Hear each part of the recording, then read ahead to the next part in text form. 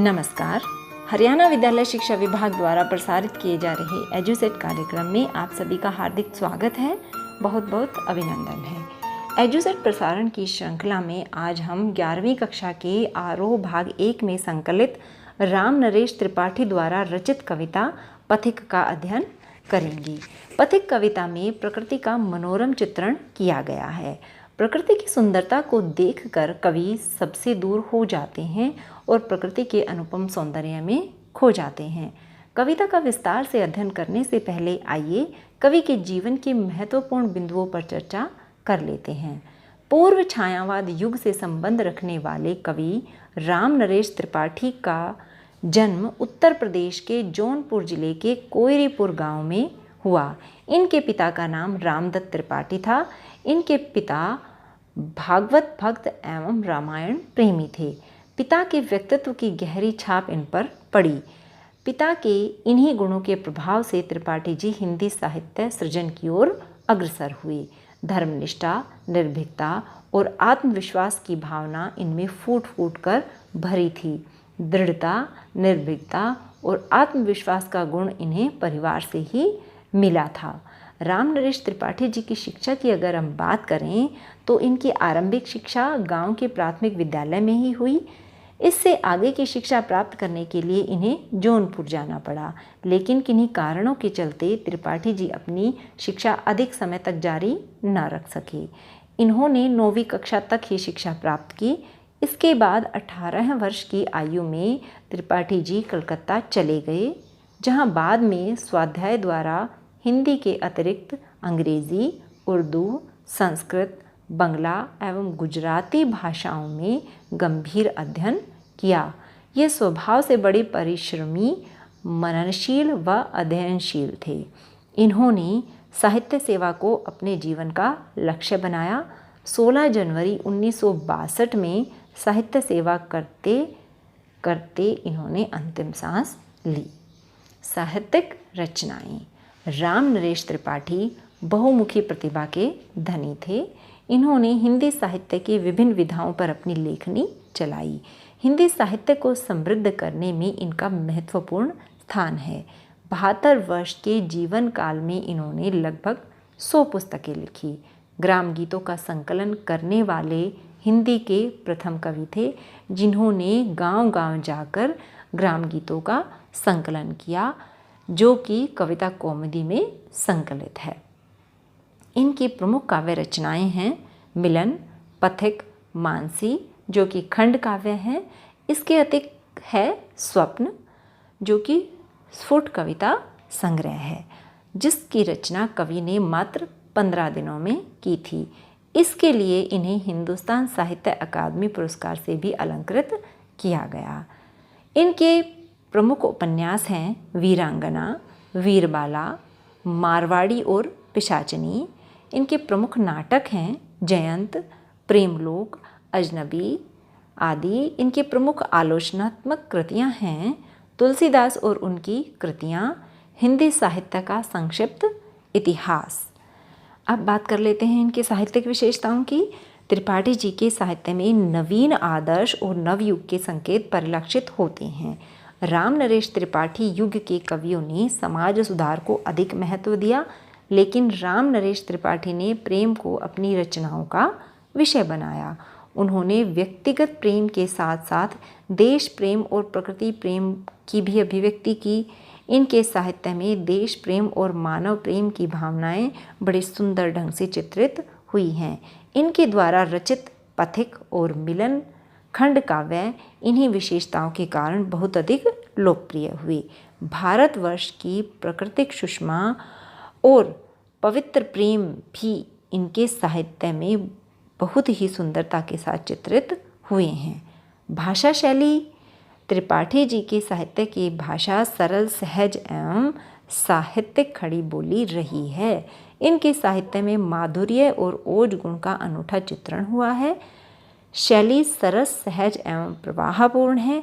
इनकी शैली की मुख्य रूप से 2 गुण देखने को मिलते हैं, वर्णनात्मक और उपदेशात्मक। इन्होंने प्रबंध और मुक्तक दोनों ही शैलियों में काव्य की रचना की है। हमारी पाठ्यपुस्तक आरोह में संकलित पथिक कविता इनके पथिक खंड से अवतरित है। प्रस्तुत कविता के माध्यम से कवि प्रकृति के प्रति असीम प्रेम प्रकट करते हैं। इस कविता के माध्यम से कवि संसार के लोगों से आग्रह करते हैं कि प्रकृति प्रेम की कहानी को पढ़ें। किस प्रकार से बूंदों की लड़ी नित्य नवीन रूप धारण करके सूर्य के समक्ष नृत्य कर रही हैं, मलय पर्वत से आने वाली हवा कवि के मन को और अधिक प्रकृति प्रेम से भर देती हैं। कवि बादलों पर बैठकर धरती और आकाश के बीच विचरण करना चाहते हैं। कवि समुद्र की लहरों पर बैठकर समुद्र के कोने कोने को देखना चाहते हैं। सागर की सतह पर उभरा हुआ सूर्य का प्रतिबिंब कवि को कैसा लगता है, इस अद्भुत सौंदर्य की सृष्टि भी कविता में की गई है। लहरों का आना जाना बहुत ही सुंदर लगता है। कवि के अनुसार संसार में प्राकृतिक सौंदर्य से बढ़कर कुछ भी नहीं है। रात के समय गहरे अंधेरे में आकाश में सिर्फ तारे ही तारे दिखाई देने लगते हैं तो सूर्य धीरे धीरे प्रभात की तैयारी में लग जाता है। प्रकृति इस प्रभात सौंदर्य को देखकर और अधिक सुंदर हो जाती है। प्रकृति की इस सौंदर्य का वर्णन कवि ने अपनी कविता में किन किन तरीकों से किया है, किस प्रकार से कवि अपनी प्रकृति के प्रति अपने भावों को अभिव्यक्त करते हैं। आइए कविता की व्याख्या के माध्यम से इसे समझने का प्रयास करते हैं, लेकिन उससे पहले आदर्श वाचन। प्रतिक्षण नूतन वेश बनाकर रंग बिरंग निराला, रवि के सम्मुख थिरक रही है नभ में वारिद माला। नीचे नील समुद्र मनोहर, ऊपर नील गगन है, घन पर बैठ बीच में विचरूं यही चाहता मन है। रत्नाकर गर्जन करता है, मलयानिल बहता है, हरदम यह हौसला हृदय में प्रिय भरा रहता है। इस विशाल विस्तृत महिमामय रत्नाकर के घर के कोने कोने में लहरों पर बैठ फिरूं जी भर के। निकल रहा है जल निधि तल पर दिनकर बिंब अधूरा, कमला के कंचन मंदिर का मानो कांत कंगूरा। लाने को निज पुण्य भूमि पर लक्ष्मी की असवारी, रत्नाकर ने निर्मित कर दी स्वर्ण सड़क अति प्यारी। निर्भय दृढ़ गंभीर भाव से गरज रहा सागर है, लहरों पर लहरों का आना सुंदर अति सुंदर है। कहो यहाँ से बढ़कर सुख क्या पा सकता है प्राणी, अनुभव करो हृदय से हे अनुराग भरी कल्याणी। जब गंभीरतम अर्धनिशा में जग को ढक लेता है, अंतरिक्ष की छत पर तारों को छिटका देता है। सस्मित वदन जगत का स्वामी मृदुगति से आता है, तट पर खड़ा गगन गंगा के मधुर गीत गाता है। उससे ही विमुग्ध हो नभ में चंद्र विहंस देता है, वृक्ष विविध पत्तों पुष्पों से तन को सज लेता है। पक्षी हर्ष संभाल न सकते मुग्ध चहक उठते हैं, फूल सांस लेकर सुख की सानंद महक उठते हैं। वन उपवन गिरिसान कुंज में मेघ बरस पड़ते हैं, मेरा आत्म प्रलय होता है नयन नीर झड़ते हैं। पढ़ो लहर तट तृण तरु गिरि नभ, किरण जलद पर प्यारी, लिखी हुई यह मधुर कहानी विश्व विमोहनहारी। कैसी मधुर मनोहर उज्जवल है यह प्रेम कहानी, जी में है अक्षर बन इसके बनु विश्व की वाणी। स्थिर पवित्र आनंद प्रवाहित सदा शांति सुख कर है, आह प्रेम का राज्य परम सुंदर अतिशय सुंदर है। आइए अब कविता की व्याख्या आरंभ करते हैं। प्रतिक्षण नूतन वेश बनाकर रंग बिरंग निराला, रवि के सम्मुख थिरक रही है नभ में वारिद माला। नीचे नील समुद्र मनोहर, ऊपर नील गगन है, घन पर बैठ बीच में विचरूं यही चाहता मन है। प्रस्तुत पंक्तियों का प्रसंग होगा कि प्रस्तुत पंक्तियां हमारी पाठ्य पुस्तक आरोह भाग 1 में संकलित राम नरेश त्रिपाठी द्वारा रचित कविता पथिक से अवतरित हैं। कवि प्रकृति के प्रति असीम प्रेम प्रकट करते हुए कहते हैं कि प्रतिक्षण नूतन वेश बनाकर रंग बिरंग निराला, कि प्रतिक्षण यानी प्रत्येक क्षण, नूतन यानी नवीन वेश अपना रूप बनाकर, रंग बिरंगा जिसमें बहुत सारे रंग हो, निराला अनोखा, कि प्रति क्षण अपना नवीन रूप बनाकर, रंग बिरंगा और अनोखा रूप बनाकर, कौन किसके बारे में बात कर रहे हैं अभी पता करते हैं हम अगली पंक्तियों में, कि रवि के सम्मुख थिरक रही है। रवि यानी सूर्य के सम्मुख, के सामने थिरक रही है यानी नृत्य कर रही है। नभ में वारिद माला, आकाश में बूंदों की लड़ी। तो कवि यहाँ पर बात कर रहे हैं बूंदों की लड़ियों की, कि बूंदों की लड़ियाँ जो हैं वो आकाश में सूर्य के सम्मुख अपने रूप को प्रतिपल बदल रही हैं, हर एक क्षण अपने रूप को बदल रही हैं और सूर्य के सम्मुख नृत्य कर रही हैं। कैसा रूप है? रंग बिरंगा और निराला यानी अनोखा रूप बनाकर रवि के सम्मुख नृत्य कर रही हैं। नीचे नील समुद्र मनोहर, मनोहर यानी मन को हरने वाला। ऊपर नील गगन है और ऊपर नीला आकाश है। घन पर बैठ बीच में विचरूं, यही चाहता मन है। घन यानी बादल पर बैठ, उन पर बैठकर बीच में विचरूं यानी विचरण करना, यही चाहता मन है। तो कवि क्या कहते हैं कि नीचे नील समुद्र मनोहर, की धरती पर नीचे नीला समुद्र है और ऊपर नील गगन है और ऊपर नीला गगन है। घन पर बैठकर, घन पर यानी बादलों पर बैठकर मैं धरती और आकाश के बीच विचरण करना चाहता हूँ। अर्थात वो धरती और आकाश के बीच विचरण करना चाहते हैं, वो आकाश के कोने कोने को देखना चाहते हैं कि उन पर बैठकर प्रकृति के सौंदर्य का वो आनंद लेना चाहते हैं। यहाँ पर हम देखते हैं कि अनुप्रास अलंकार का बहुत ही सुंदर प्रयोग किया गया है। नीचे नील समुद्र और नील गगन, यहाँ पर हम देखते हैं कि अनुप्रास अलंकार का सुंदर प्रयोग किया गया है। रवि के सम्मुख थिरक रही है नभ में वारिद माला, यहाँ पर बूंदों की लड़ी को नृत्य करते हुए दिखाया गया है, इसलिए यहाँ पर मानवीकरण अलंकार है।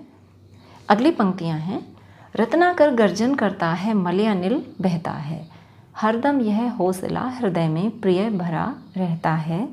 इस विशाल विस्तृत महिमामय रत्नाकर के घर के कोने कोने में लहरों पर बैठ फिरूं जी भर के। यहाँ पर कवि कहते हैं कि रत्नाकर गर्जन करता है, कि सागर जो है वो गर्जना, रत्नाकर होता है समुद्र, सागर जो है वो गर्जना कर रहा है।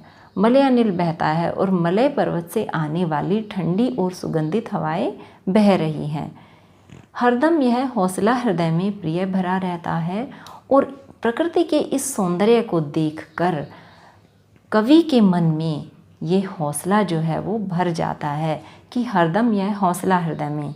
हे प्रिय, कवि जो हैं वो अपनी प्रिय को संबोधित करते हुए कहते हैं कि मेरे हृदय में ये हौसला भरा रहता है कि इस विशाल विस्तृत महिमामय रत्नाकर के घर के, विशाल होता है बड़ा, विस्तृत होता है दूर तक फैला हुआ, महिमामय जिसकी महिमा का गुणगान किया जा सके, रत्नाकर अर्थात समुद्र। कोने कोने में लहरों पर बैठ फिरूं जी भर के, कि समुद्र के कोने कोने में लहरों पर बैठकर घूमना चाहते हैं। तो कवि क्या कहते हैं कि रत्नाकर गर्जन करता है और मलयानिल बहता है, मलय पर्वत से आने वाली शीतल और सुगंधित हवाएं बह रही हैं। हरदम यह हौसला जो है कवि के मन में भर जाता है कि इस विशाल यानी बहुत बड़े और दूर तक फैले हुए समुद्र जिसकी महिमा का गुणगान किया जा सकता है, उसके कोने कोने को मैं बैठकर, उसकी लहरों पर बैठकर मैं उसके कोने कोने को झांक कर आऊं। अर्थात कवि समुद्र के प्राकृतिक सौंदर्य का भी आनंद लेना चाहते हैं। यहाँ पर हम देखते हैं कि रत्नाकर गर्जन करता है में मानवीकरण अलंकार है और कोने कोने में पुनरुक्ति प्रकाश अलंकार है। अगली पंक्तियाँ हैं, निकल रहा है जल निधि तल पर दिनकर बिंब अधूरा, कमला के कंचन मंदिर का मानो कांत कंगूरा, लाने को निज पुण्य भूमि पर लक्ष्मी की असवारी, रत्नाकर ने निर्मित कर दी स्वर्ण सड़क अति प्यारी। अब कवि क्या कहते हैं कि निकल रहा है जलनिधि, जलनिधि तल पर, जलनिधि यानी सागर, दिनकर यानी सूर्य, बिंब उसकी छवि, अधूरा जो पूरा ना हो, कमला, कमला यहाँ पर प्रयुक्त हुआ है लक्ष्मी माता के लिए, कंचन यानी सोना, कांत चमकता हुआ, कंगूरा गुंबद।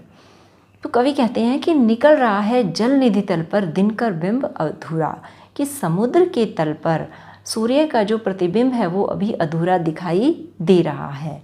और कैसा लग रहा है, कवि ने यहाँ पर बहुत ही सुंदर कल्पना की है कि कमला के कंचन मंदिर का मानो कांत कंगूरा, कमला यानी लक्ष्मी, और ऐसा प्रतीत हो रहा है कि जैसे वो लक्ष्मी के कंचन यानी स्वर्ण मंदिर का मानो कांत कंगूरा, मानो चमकता हुआ गुंबद हो, जो वो गुंबद जो लक्ष्मी के मंदिर के ऊपर चमकता हुआ प्रतीत होता है।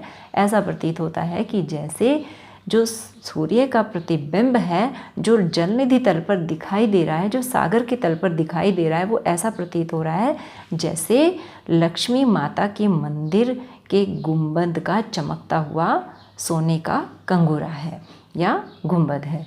लाने को निज पुण्य भूमि पर लक्ष्मी की असवारी।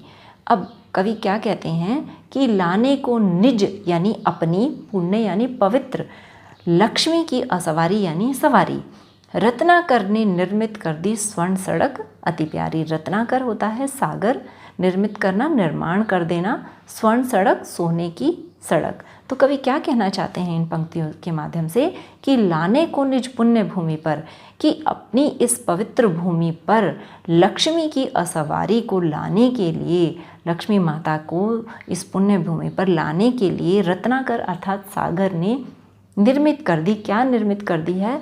स्वर्ण सड़क, सोने की सड़क, जो बहुत ही सुंदर है। रत्नाकर ने सोने की सड़क का निर्माण कर दिया है जो कि बहुत ही सुंदर है।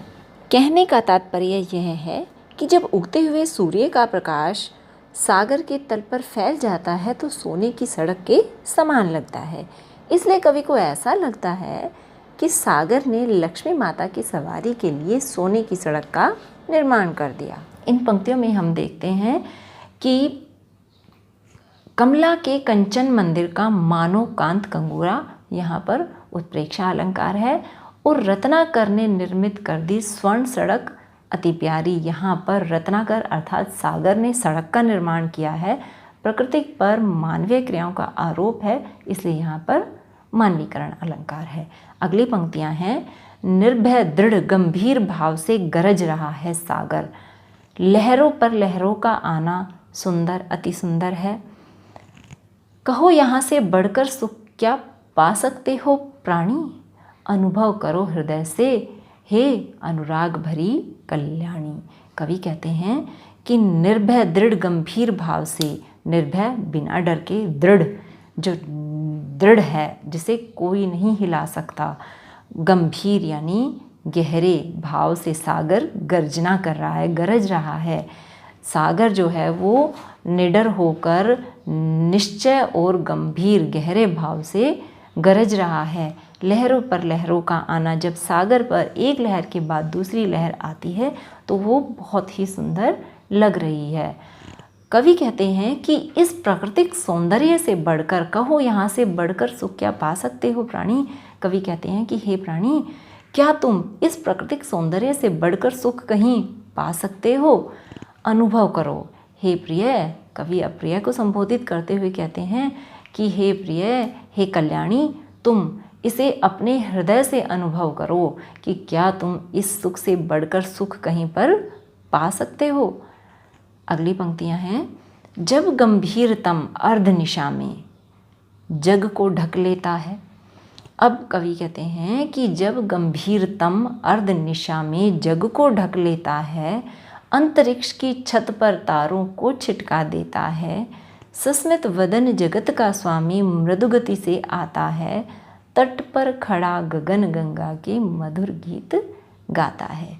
कवि क्या कहते हैं कि जब गंभीरतम, गंभीर यानी गहरा, तम यानी अंधकार, अर्धनिशा अर्थात आधी रात्रि में जग को, जग यानी संसार, जग को ढक लेता है। जब गंभीर यानी गहरा अंधेरा आधी रात्रि के समय संसार को पूर्ण रूप से ढक लेता है। अंतरिक्ष की छत पर तारों को छिटका देता है। अंतरिक्ष यानी आकाश की छत पर जब आकाश में तारों को छिटका देना अर्थात सारे तारों को बिखेर देता है, अर्थात उस समय आकाश में सिर्फ तारे ही तारे दिखाई देते हैं। सस्मित वदन जगत का स्वामी मृदुगति से आता है। सस्मित यानी सुंदर और पुलकित शरीर वाला जगत का स्वामी। यहाँ पर जगत का स्वामी किसे कहा गया है? सूर्य को कहा गया है। सस्मित वदन जगत का स्वामी मृदु यानी धीमी गति से, मृदु गति से आता है। तट पर खड़ा गगन गंगा के मधुर गीत गाता है। और वह गगन गंगा यानी आकाश गंगा, और वह आकाश गंगा के तट पर खड़ा होकर मधुर गीतों का गायन करता है। तो कवि क्या कहते हैं कि जब संसार को आधी रात्रि के समय अंधेरा पूर्ण रूप से ढक लेता है और आकाश में तारों को बिखेर देता है, उस समय सस्मित वदन सुंदर और पुलकित शरीर वाला सूर्य जगत का स्वामी धीरे धीरे आने की तैयारी में जुट जाता है और आकाश गंगा के तट पर खड़ा हुआ मधुर गीतों का गायन करने लगता है। हम देखते हैं कि सुबह के समय, प्रभात के समय पक्षी जो हैं वो चहचहाहट करने लगते हैं। विभिन्न प्रकार की कलरव की आवाज़ें हमें सुनाई देती हैं। तो ऐसा प्रतीत होता है कि जैसे सूर्य आकाश गंगा के किनारे खड़ा होकर मधुर गीतों का गायन कर रहा है। यहाँ पर हम देखते हैं कि संपूर्ण पंक्तियों में ही मानवीकरण अलंकार है। अंतरिक्ष की छत पर तारों को छिटका देना मानवीकरण अलंकार की ओर इशारा कर रहा है। इसी तरह से तट पर खड़ा गगन गंगा के मधुर गीत गाता है में भी मानवीकरण अलंकार है। अगली पंक्तियां हैं, उससे ही विमुग्ध हो नभ में चंद्र भी हंस देता है। अब इस प्राकृतिक सौंदर्य को देखकर, अब इस प्रभात सौंदर्य को देखकर चंद्र भी हंस दे, जो चंद्रमा जो है वो भी हंसने लगता है, भी हंस देता है यानी हंसने लगता है। यहाँ पर भी मानवीकरण अलंकार है। वृक्ष विविध पत्तों पुष्पों से तन को सज लेता है। पक्षी हर्ष संभाल न सकते, मुग्ध चहक उठते हैं। फूल सांस लेकर सुख की सानंद महक उठते हैं। कहते हैं कि उससे ही विमुग्ध हो नभ में चंद्र भी हंस देता है, कि इस प्राकृतिक सौंदर्य से प्रभावित होकर, से विमुग्ध होकर चंद्र भी हंसने लगता है, चंद्रमा भी हंसने लगता है। वृक्ष विविध पत्तों पुष्पों से तन को सज लेता है, और जो वृक्ष है वो भी विभिन्न प्रकार के पत्तों से और रंग बिरंगे पुष्पों से अपने शरीर को सजा लेता है। पक्षी हर्ष संभाल न पाते, ऐसे समय में पक्षी जो वो अपने हर्ष को, अपनी खुशी को संभाल नहीं पाते हैं और मुग्ध होकर, मंत्र मुग्ध होकर क्या करने लगते हैं? चहकने लगते हैं, चहचहाट करने लगते हैं। फूल सांस लेकर सुख की सानंद महक उठते हैं। जो फूल हैं वो भी सुख की सांस लेकर आनंद के साथ महकने लगते हैं। कहने का तात्पर्य ये है कि प्रभात के समय जो प्राकृतिक सौंदर्य होता है वो अपनी चरम सीमा पर होता है, मन को मोहने वाला होता है और सबको बहुत ही अधिक प्रभावित करता है। उससे में हम देखते हैं कि उससे ही विमुग्ध हो नभ में चंद्र भी हंस देता है। यहाँ पर मानवीकरण अलंकार है। वृक्ष विविध पत्तों पुष्पों से तन को सज लेता है, यहाँ पर भी मानवीकरण अलंकार है। फूल सांस लेकर सुख की सानंद महक उठते हैं, यहाँ पर भी मानवीकरण अलंकार है। अगली पंक्तियाँ हैं, वन उपवन गिरिसानु कुंज में मेघ बरस पड़ते हैं। मेरा आत्मप्रलय होता है, नयन नीर झड़ते हैं।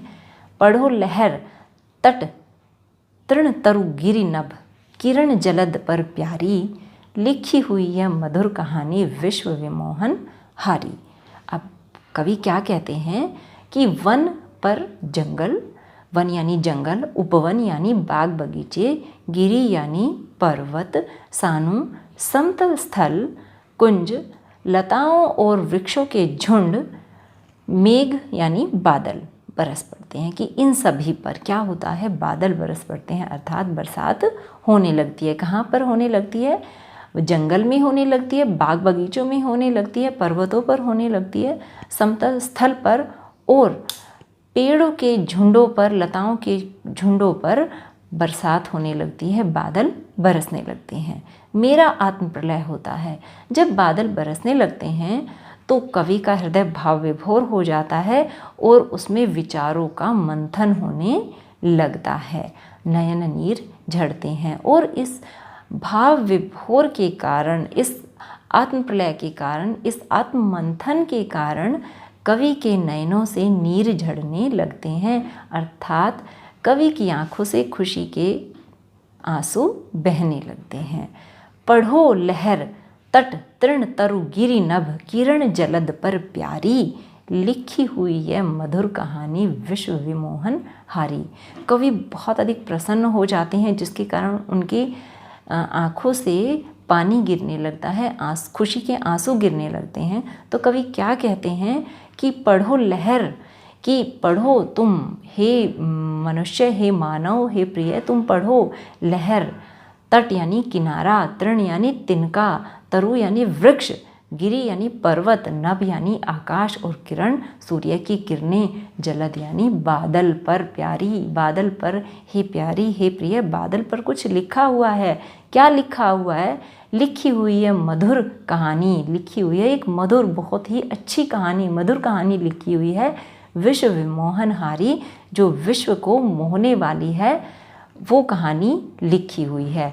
और ये कैसी कहानी है? ये कहानी है प्रकृति प्रेम की कहानी।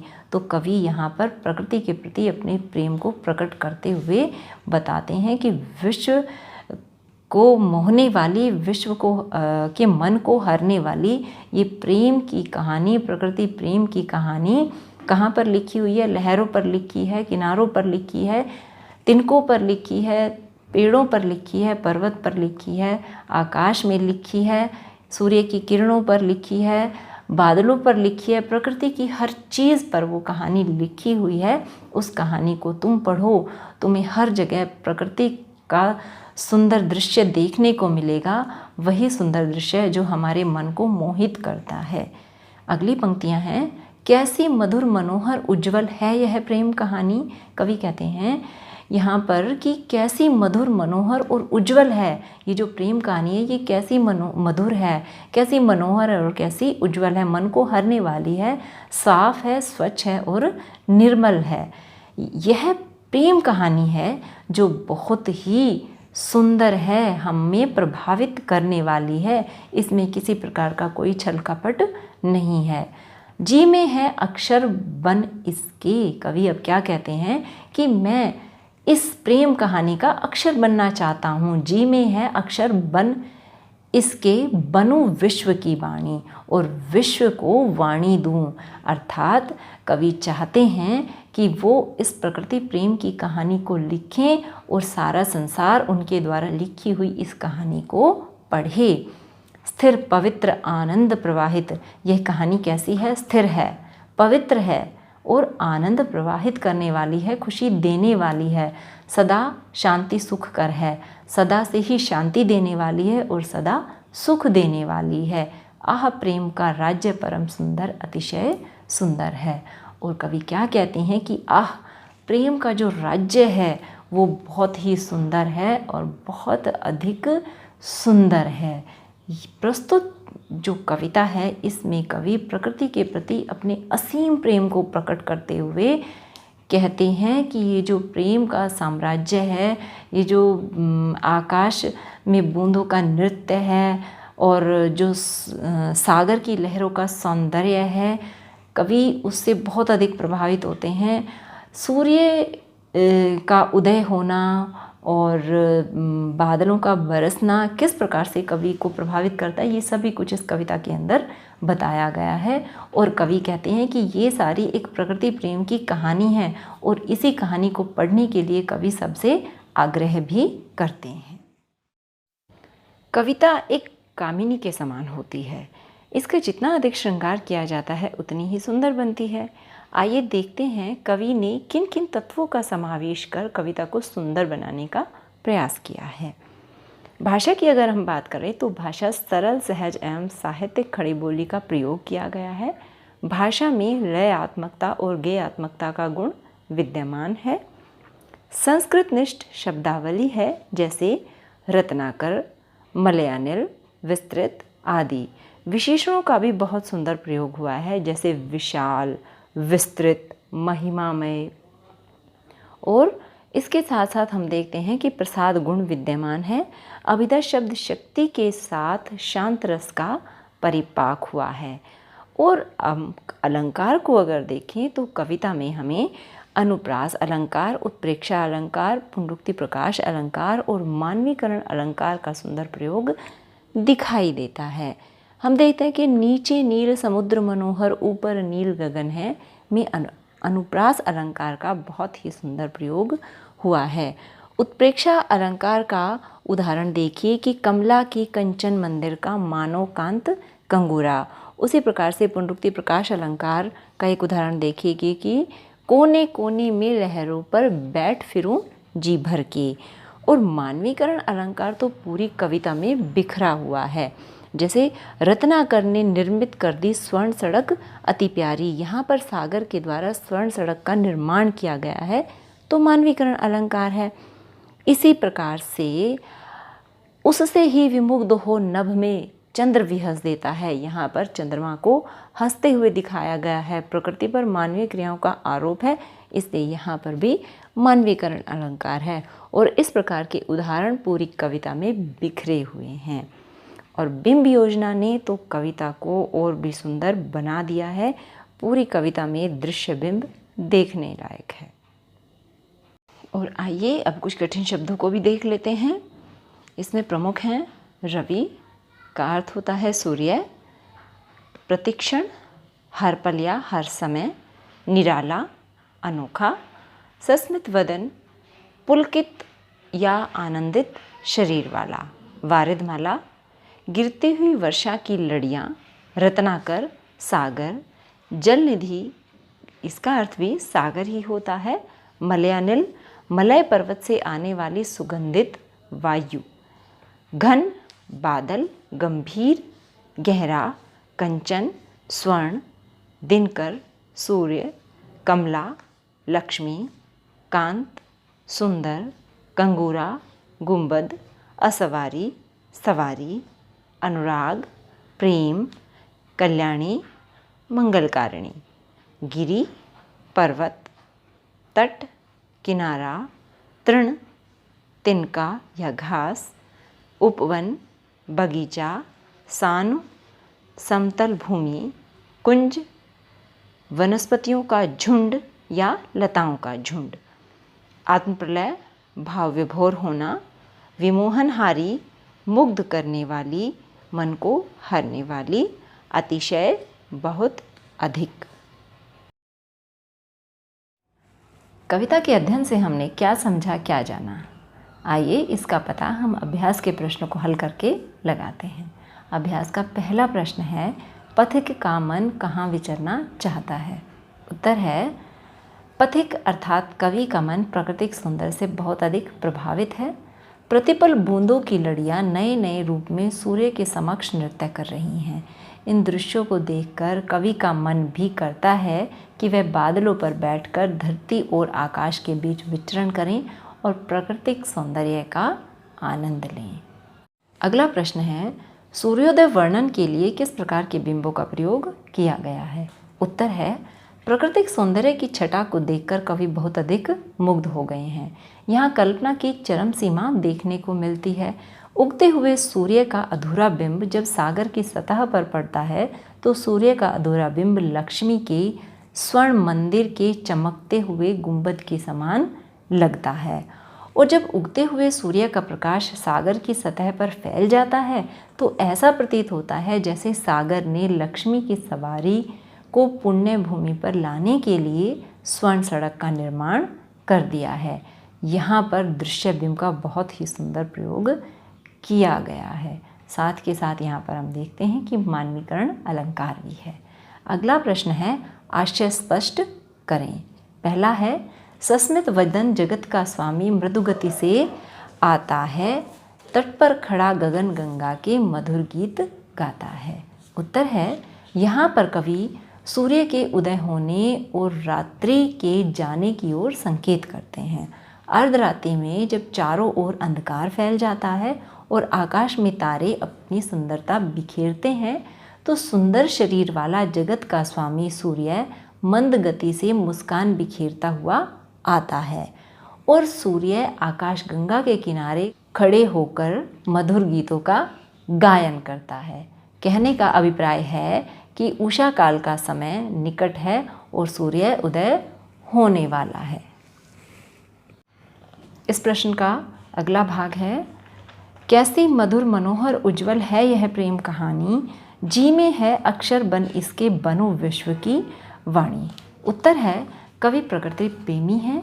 उनके अनुसार मधुर प्रकृति प्रेम की कहानी मन को हरने वाली है और उज्जवल है। कवि चाहते हैं कि वह भी इस मधुर और सुंदर प्रेम कहानी का अक्षर बने और समस्त विश्व को वाणी दें। कवि चाहते हैं कि वे प्रकृति प्रेम पर कुछ लिखें और समस्त विश्व उसे पढ़े। कवि चाहते हैं कि प्रकृति प्रेम के महत्व को सभी समझें और प्रकृति के विविध रूप से प्रेम करें। प्रकृति प्रेम से आनंद की प्राप्ति होती है। अगला प्रश्न है, कविता में कई स्थानों पर प्रकृति को मनुष्य के रूप में देखा गया है, ऐसे उदाहरणों का भाव स्पष्ट करते हुए लिखें। उत्तर है, कवि ने अनेक स्थलों पर प्रकृति का मानवीकरण किया है जो निम्नलिखित हैं। नंबर 1, प्रतिक्षण नूतन वेश बनाकर रंग बिरंगा निराला, रवि के सम्मुख थिरक रही है नभ में वारिद माला। यहाँ कवि ने सूर्य के समक्ष बूंदों को रंग बिरंगे वेश में थिरकती हुई नर्तकी के रूप में दिखाया है। जब सूर्य का प्रकाश बूंदों पर पड़ता है तो उससे सतरंगा प्रकाश निकलता है और उससे अद्भुत सौंदर्य की सृष्टि होती है। अगला है, रत्नाकर गर्जन करता है। यहाँ पर सागर के गरजने की बात कही गई है। यह गर्जन ऐसी प्रतीत होती है मानो कोई वीर अपनी वीरता की हुंकार भर रहा हो। अगला है, लाने को निज पुण्य भूमि पर लक्ष्मी की असवारी, रत्नाकर ने निर्मित कर दी स्वर्ण सड़क अति प्यारी। कवि को ऐसा प्रतीत होता है कि लक्ष्मी जी की सवारी को इस पुण्य भूमि पर लाने के लिए सागर ने स्वर्ण सड़क का निर्माण कर दिया है। अर्थात जब सूर्य का प्रकाश समुद्र की सतह पर फैल जाता है तो ऐसा प्रतीत होता है कि जैसे सागर ने लक्ष्मी के स्वागत में स्वर्ण सड़क का निर्माण कर दिया हो। यह आतिथ्य भाव को दर्शाता है। और इसका एक और उदाहरण है, जब गंभीरतम अर्ध निशा में जग को ढक लेता है, अंतरिक्ष की छत पर तारों को छिटका देता है। यहाँ पर अंधेरे के द्वारा संसार को ढकने की बात कही गई है तथा अंधेरे के द्वारा ही अंतरिक्ष की छत पर तारों को छिटकने की बात कही गई है। इसमें प्रकृति को एक चित्रकार के रूप में दर्शाया गया है। एक अन्य उदाहरण है, सस्मित वदन जगत का स्वामी मृदुगति से आता है, तट पर खड़ा गगन गंगा के मधुर गीत गाता है। यहाँ पर भी सूर्य को जगत के स्वामी के रूप में दर्शाया गया है। वह आकाश गंगा के तट पर खड़ा होकर मधुर गीतों का गायन कर रहा है। इसका एक और उदाहरण देखिए, उससे ही विमुग्ध हो नभ में चंद्र विहंस देता है, वृक्ष विभिन्न पत्तों पुष्पों से तन को सज लेता है, फूल सांस लेकर सुख की सानंद महक उठते हैं। इन पंक्तियों में प्रकृति प्रेम की लीला पर चंद्रमा को हंसते हुए दिखाया गया है। मधुर संगीत व अद्भुत सौंदर्य पर चंद्रमा को हंसते हुए देखा गया है। वृक्ष भी मानव की तरह स्वयं को सजाते हैं। फूल द्वारा सुख की सांस लेना प्रकृति पर मानवीय क्रियाओं को आरोपित करता है। अब हम बात करते हैं कविता के आसपास। कविता के आसपास का पहला प्रश्न है, समुद्र को देखकर आपके मन में क्या भाव उठते हैं? लगभग 200 शब्दों में इसका उत्तर देना है। तो उत्तर है, समुद्र अथाह जल राशि का स्रोत है। सागर की आती जाती लहरें इसके सौंदर्य को बहुत अधिक बढ़ा देती हैं। बहते हुए नीले समुद्र के ऊपर नीले आकाश का दूर तक फैला हुआ संसार बहुत ही सुंदर प्रतीत होता है। समुद्र के सूर्योदय और सूर्यास्त का दृश्य बहुत ही अद्भुत और अद्वितीय होता है। शांत सागर मन को भाता है और चांदनी रात में तो इसका सौंदर्य बहुत अधिक बढ़ जाता है। मात्र सुंदरता ही नहीं बल्कि विभिन्न प्रकार के रत्नों की खान भी इसमें होती है। ना जाने कितने सारे जीव जंतु समुद्र के जल में जीवन पाते हैं। विभिन्न प्रकार की वनस्पतियाँ समुद्र अपने गर्भ में छिपाए हुए है। बहुत लंबे समय से मेरी समुद्र के पास जाकर देखने की इच्छा है। समुद्र की विभिन्न प्रकार की वनस्पतियों, जीवों, उसमें पाए जाने वाले रत्नों के साथ साथ उसके प्राकृतिक सौंदर्य का भी साक्षात दर्शन करना चाहती हूँ। अगला प्रश्न है, वर्तमान समय में हम प्रकृति से दूर होते जा रहे हैं, इस पर चर्चा करें और बताएं कि हम प्रकृति से किस प्रकार जुड़े रह सकते हैं। उत्तर है या हो सकता है कि यह सच है कि हम प्रकृति से दूर होते जा रहे हैं। हम प्राकृतिक वनस्पति को नष्ट करके कंक्रीट के जंगल बसाते जा रहे हैं। छोटे छोटे घरों में रहकर हम प्रकृति का किसी भी रूप से आनंद नहीं ले पाते हैं। छोटे छोटे गमलों में छोटे छोटे पौधे लगाकर प्रकृति के प्रति अपना प्रेम प्रकट करते हैं। यह स्थिति बहुत ही चिंताजनक है। प्रकृति से जुड़े रहने के लिए हमें निम्नलिखित कार्य करते रहने चाहिए। हमें जब भी समय मिले तो हम नदियों, जंगलों, पठारों आदि पर अपनी सुविधा अनुसार जाना चाहिए। हमें अपने घरों तथा स्कूलों में वृक्ष लगाने चाहिए, पौधे लगाने चाहिए। सड़कों के किनारों पर भी हमें पेड़ पौधे लगाने चाहिए। पानी को बर्बाद नहीं करना चाहिए। हर घर के पास एक पार्क होना चाहिए जिसमें बहुत सारे वृक्ष और पौधे लगे हुए होने चाहिए। किसी भी प्रकार की सामूहिक कार्यक्रम का आयोजन प्रकृति के निकट करना चाहिए।